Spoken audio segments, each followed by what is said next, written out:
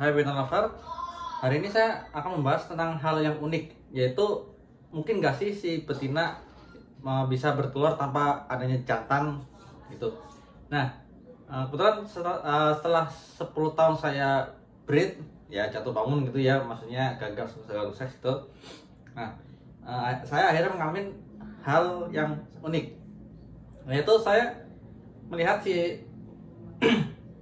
salah satu betina saya itu ovulasi tanpa saya melihat adanya log dari awal disatukan tuh sekitar bulan April dan ovulasi sampai tanggal 19 Agustus. Jadi selama waktu itu saya nggak melihat log sama sekali. Padahal sudah pernah saya bahas di mana kopulasi atau log itu terjadi kurang lebih mungkin sekitar 24 sampai 48 jam gitu ya. Nah, karena saya nggak melihat log sama sekali dan begitu di bulan apa ya namanya bulan sekitar Juni sampai Juli itu kok warnanya mulai glowing. Akhirnya saat bulan Agustus dia akhir Juli lebih tepatnya itu mulai berhenti makan. Nah, saya mulai curiga dan ternyata kecurigaan saya benar, dimana jantan yang saya berikan itu tidak membuahi betina yang saya tujuan untuk project gitu. Nah, kalau bisa demikian, saya punya dua skenario. Yang pertama yaitu si betina masih menyimpan sel sperma dari jantan di musim sebelumnya gitu. Nah, jadi barbiton itu termasuk hewan yang bisa menyimpan sel sperma ya. Rata-rata reptil sih bisa ya, cuman biasanya yang lumayan sering itu jenis gecko itu udah terkenal dengan sperm retentionnya selama musim breeding gitu. Nah, untuk barbiton ini kemungkinannya bisa dibilang termasuknya jarang sekali lah. Ini saya selama 10 tahun breed baru mengalami kejadian seperti ini gitu. Nah, nanti betina atau betina setelah menelur, anaknya jantan dari mana? Nah, ini fungsinya memo seperti ini. Jadi memo catatan seperti ini ya. Ini saya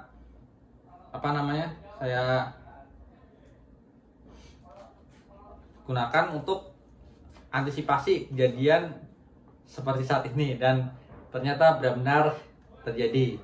Jadi dibilang ya, saya nggak terlalu mengharapkan, tapi seandainya itu kejadian, saya punya data di musim sebelumnya, dan penyataan seperti ini termasuknya agak ribet untuk sebagian besar orang, tapi percayalah itu sangat membantu sekali gitu.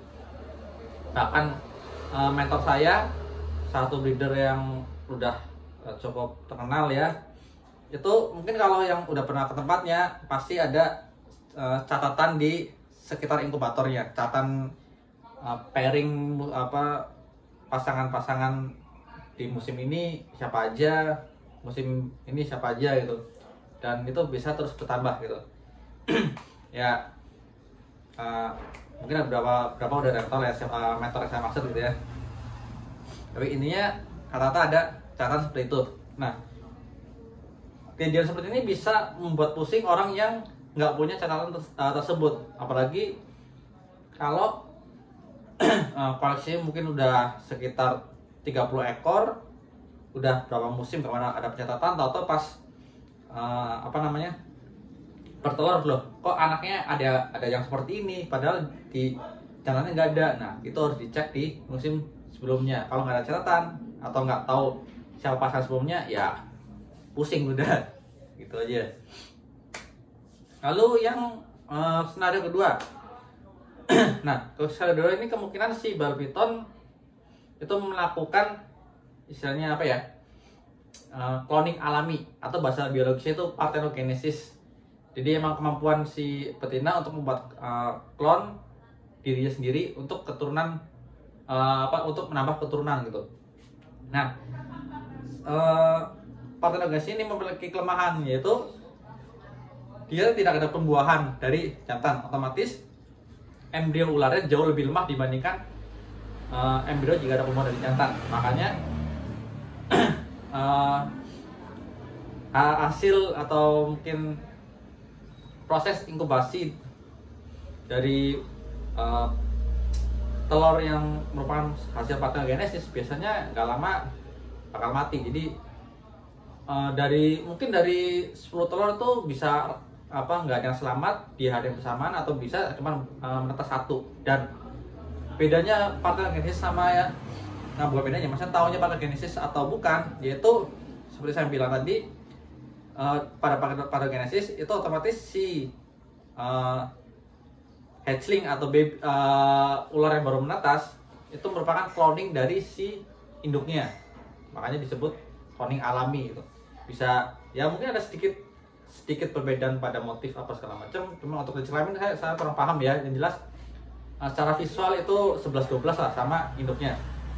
Sedangkan kalau sperm retention dari musim sebelumnya ya otomatis keluarnya ya bakal mutasi-mutasi dari pasangan musim sebelumnya gitu ya. Jadi hanya beda di situ aja. Nah, kenapa saya lebih topik seperti ini ya, saya istilahnya baru mengalami aja gini ini, dan dari dua selera ini saya lebih berat ke arah yang sperm retention karena ya ada pembuahan di musim sebelumnya. Dan seandainya pun yang ini merupakan pathogenesis, biasanya ya ketahuannya dari setelah menetas, apakah bakal sama seperti induknya atau enggak. Cuman karena musim kemarin sama musim ini itu istilahnya cuman jeda istirahat setelah bertelur aja, jadi nggak ada jeda musim yang bolong gitu ya. Saya lebih berat ke skenario pertama tadi gitu.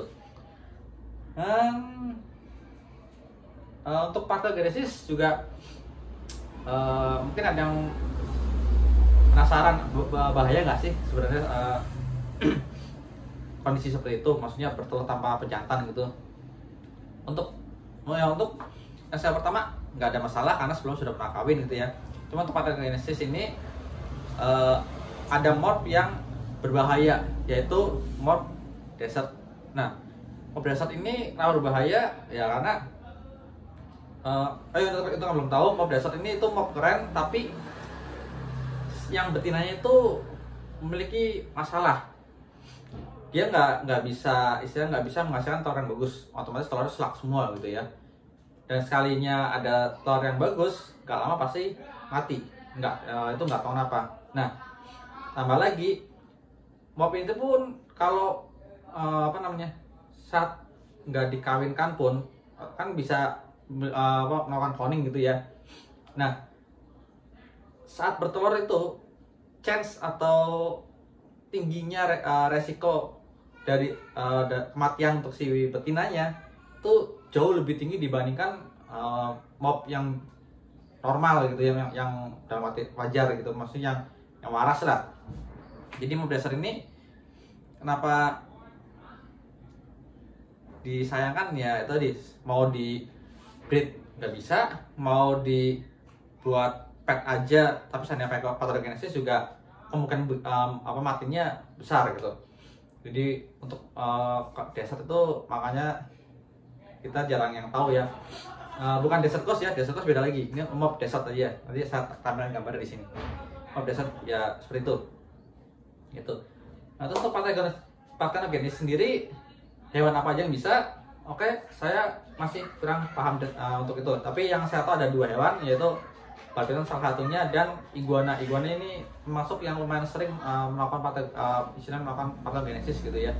Makanya iguana dianggap sebagai hewan invasif karena daya hidupnya, kemungkinan bertahan hidupnya tinggi, dan kemungkinan buat reproduksi juga tinggi gitu. Untuk hewan selain itu saya nggak paham, jadi saya nggak berani sebut. Kalau mungkin ada yang ngalamin di hewan lain, silakan komen aja di bawah gitu ya. Ya gitu aja untuk hasilnya dari pathogenesis sendiri. Itu nanti gimana ya, nanti aja nunggu video waktu cuttingnya, biasa itu akhir tahun. Ya kemarin lama nggak bikin video, agak gagap juga. Malum lagi nggak bisa topik, nah, anak juga lagi sakit nih kemarin. Ya udahlah. Ya sekian aja, sampai jumpa di video berikutnya. Oh ya, Barbitton Ready bisa cek link deskripsi. Kalau misalnya nggak mau nggak mau ribet buka-buka, bisa langsung chat WA aja, nomor di bawah. Sampai jumpa di video berikutnya. Ciao.